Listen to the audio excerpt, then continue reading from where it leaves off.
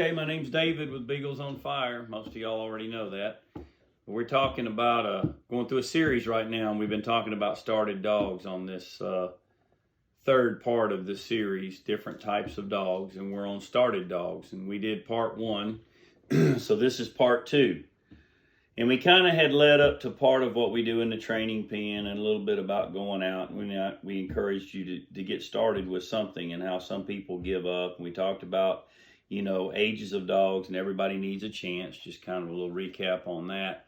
But what I find when I go out is when I take dogs out, there's a couple of different things that you have to realize when you're dealing with a started dog.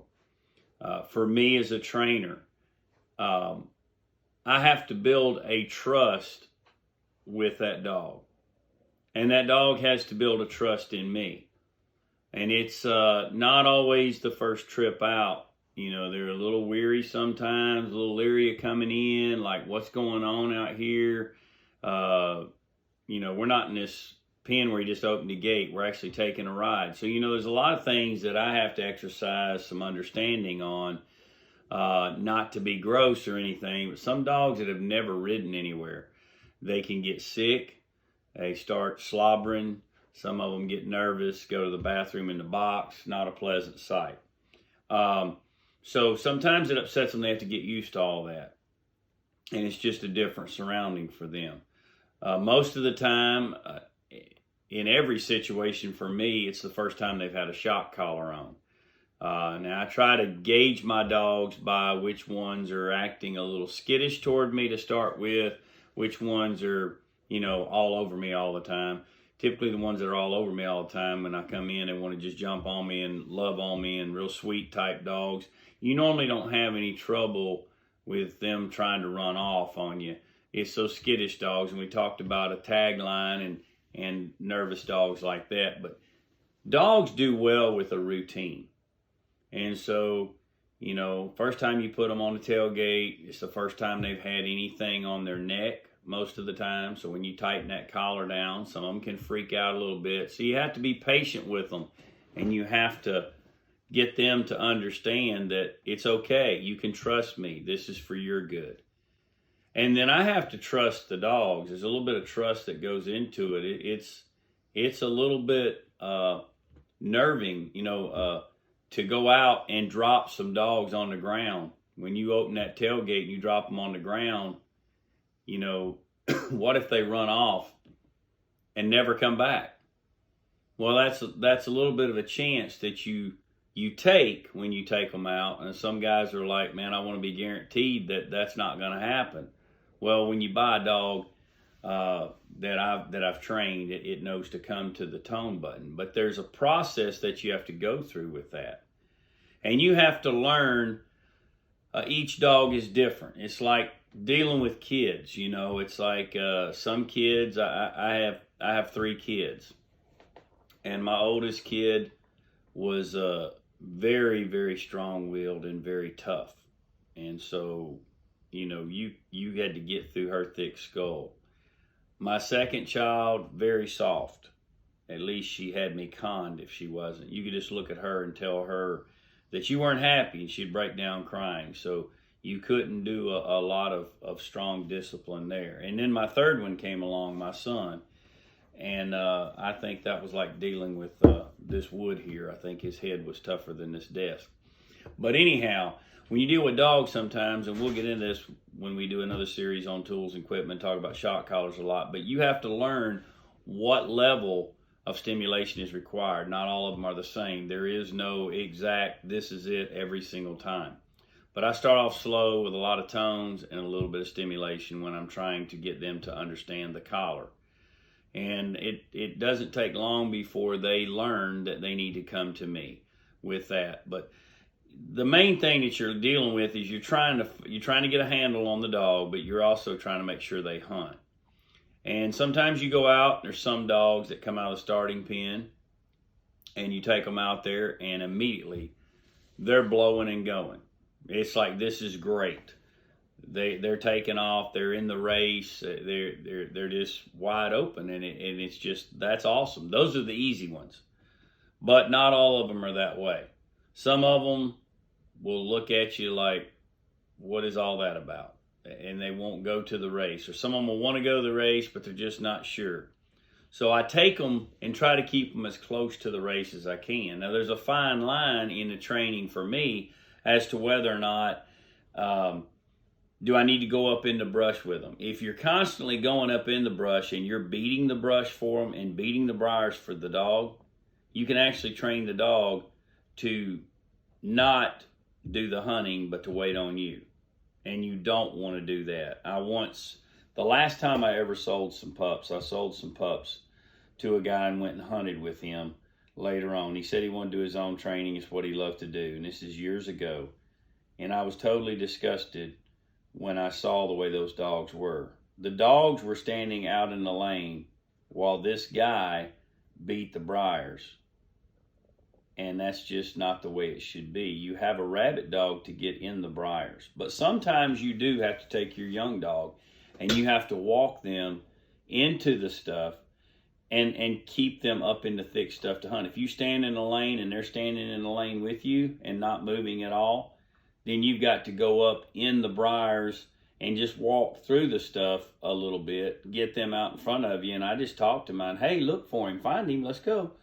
Reminds me of when I had some what we call Yankees, guys from up north, and they didn't think I could hear them.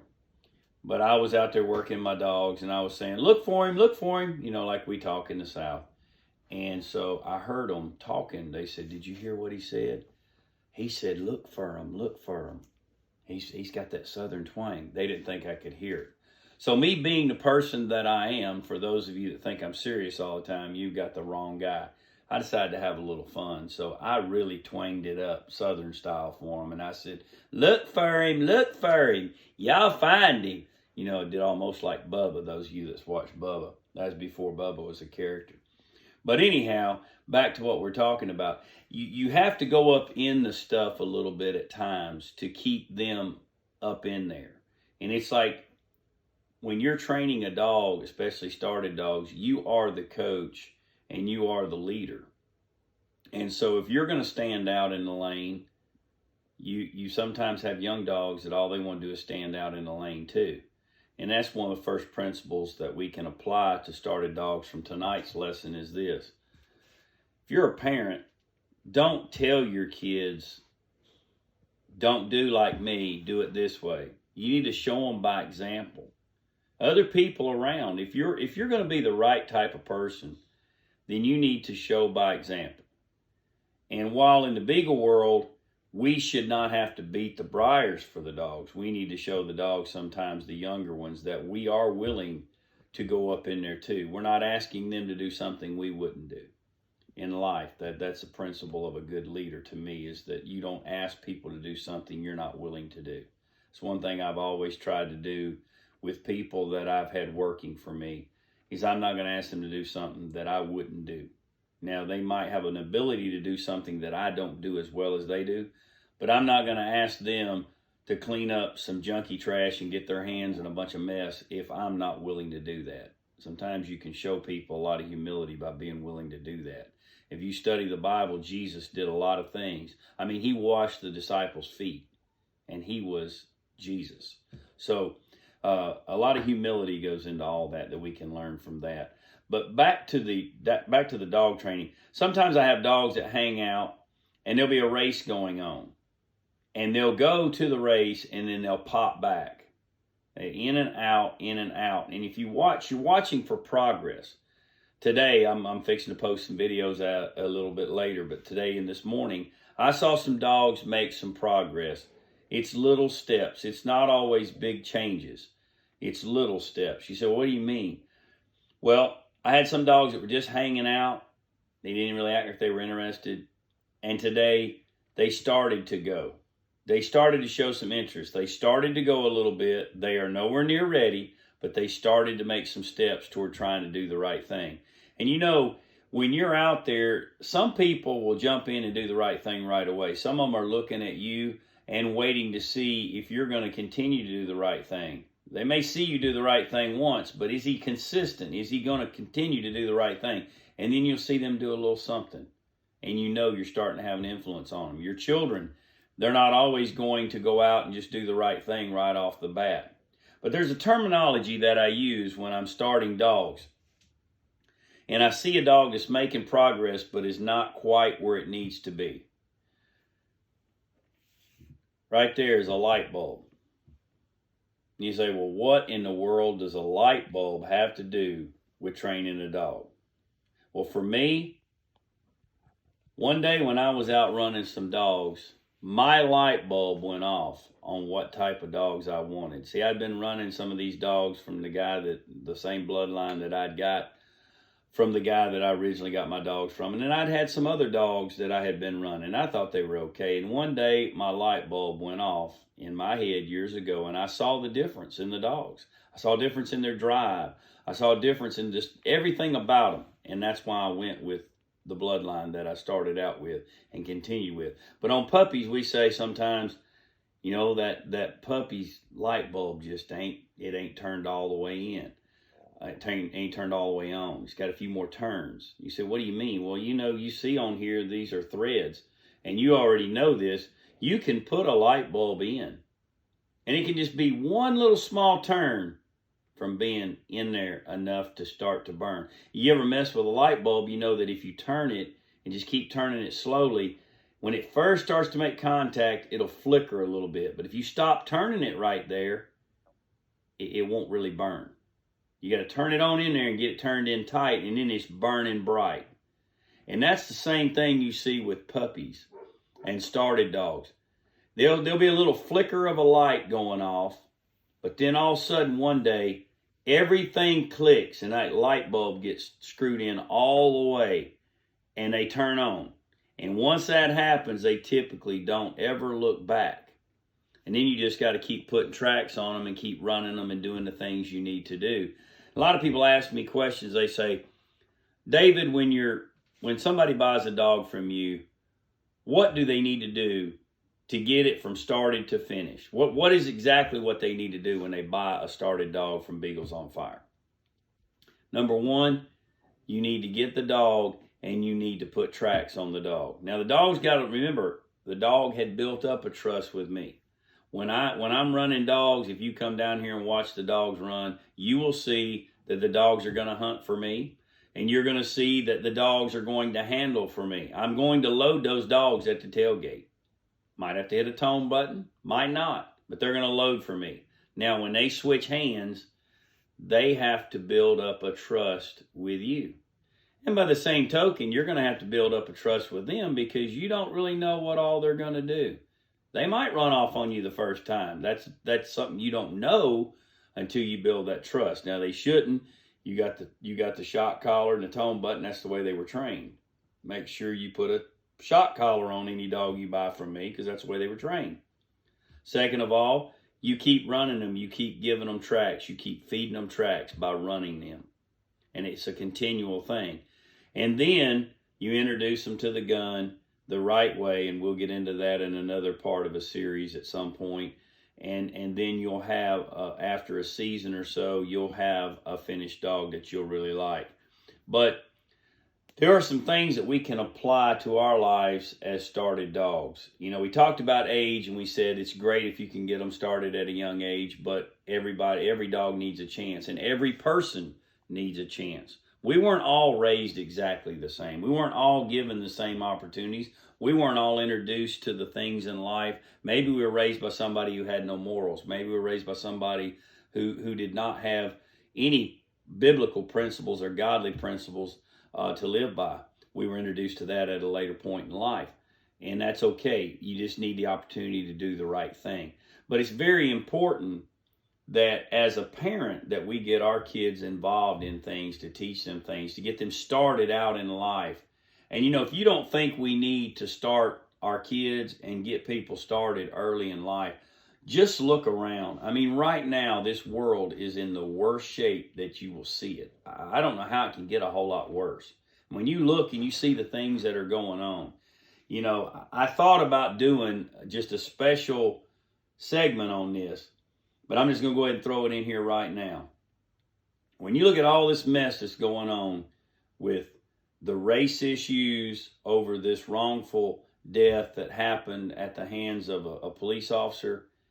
I told somebody earlier today, these people that are out doing the things they're doing and, quote, protesting, but they're really just rioting and committing heinous acts, they need Jesus, and they need beagles. And you say, well, what does beagles have to do with it? What I'm talking about is this.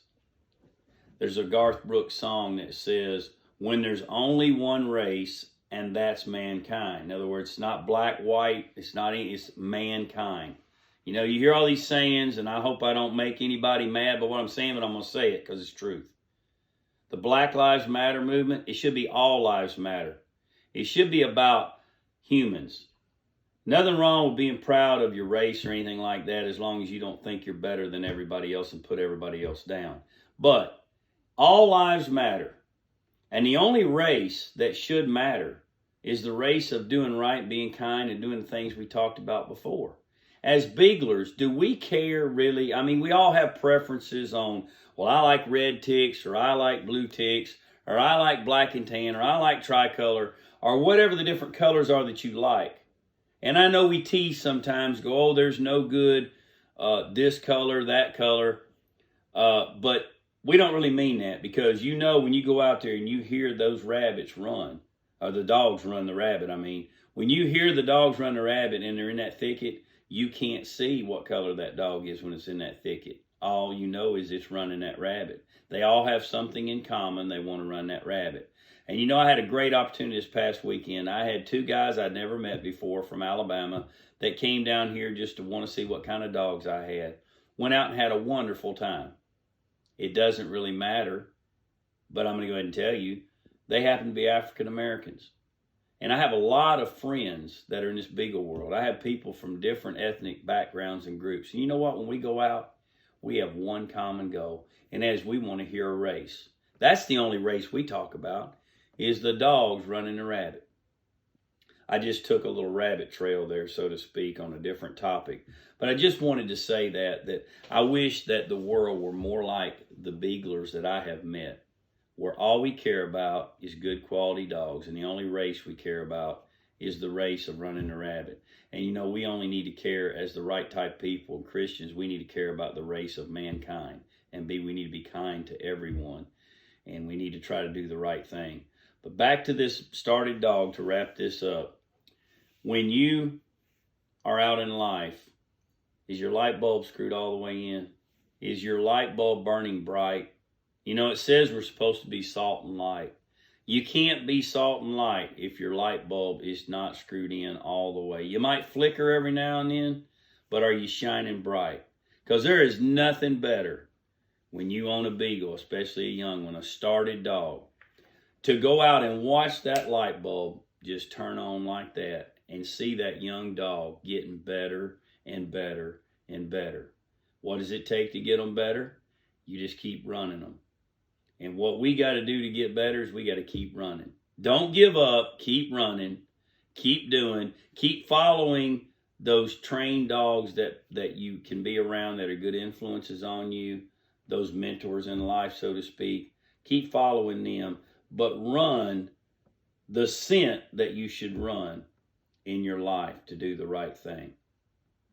And that's going to be what we're going to talk about with started dogs. Now, we'll get into another type of dog tomorrow, unless something pops in my head and my light bulb goes off again with something else about started dogs. But I think I've talked quite a bit about started dogs. It's what we love the most around here. We can reproduce those. I urge you to get started, like we talked about in the first series, and I urge you to get that light bulb burning bright. Y'all have a great day.